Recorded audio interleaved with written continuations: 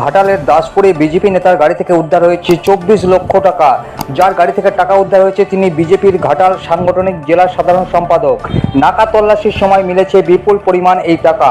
এই টাকা কোথা থেকে এলো তার কোনো ব্যাখ্যা অবশ্য দিতে পারেননি প্রশান্ত বেরা নামে বিজেপি নেতা। আর এই ঘটনার পরেই বিজেপির বিরুদ্ধে গর্জে উঠলেন ঘাটালের তৃণমূল কংগ্রেস প্রার্থী দেব। বললেন, যার গাড়ি থেকে টাকা পাওয়া গেল বিধানসভা ভোটে সেই নেতা দাঁড়িয়েছিলেন বিজেপির হয়ে। প্রশান্ত বেরা দাসপুরের বিজেপির বিগ নেম। কালকে নির্বাচন, আজ সমস্ত কিছু পরিষ্কার হয়ে গেল। আগামীকাল নির্বাচন, আর নির্বাচনের আগেই বিজেপি নেতার গাড়ি থেকে লক্ষাধিক টাকা উদ্ধার। সব মিলিয়ে ভোটের আগের দিনও সরগরম ঘাটাল লোকসভা কেন্দ্র। আবারও আপনাদের জানিয়ে রাখি যে ভোটের একদিন আগে ঘাটালের দাসপুরে বিজেপি নেতার গাড়ি থেকে উদ্ধার হলো লক্ষ লক্ষ টাকা। জানা গেছে প্রায় 24 লক্ষ টাকা এখনো অবধি উদ্ধার হয়েছে। জিজ্ঞাসাবাদ করা হচ্ছে গাড়ি চালককে। পুলিশ সূত্রে খবর, দাসপুরের খুকুরদায় নাকা চেকিং চলছিল। সেই সময় স্থানীয় বিজেপি নেতা প্রশান্ত বেরার গাড়িটি আটকানো হয়। গাড়িতে তল্লাশি চালিয়ে উদ্ধার হয় 24 লক্ষ টাকা। পুলিশ সূত্রে দাবি, ওই টাকার বৈধ কোনো কাগজপত্র দেখাতে পারেনি কেউ। উদ্ধার হওয়া টাকা কোথা থেকে কোথায় নিয়ে যাওয়া হচ্ছিল তা খোঁজ করে দেখা হচ্ছে।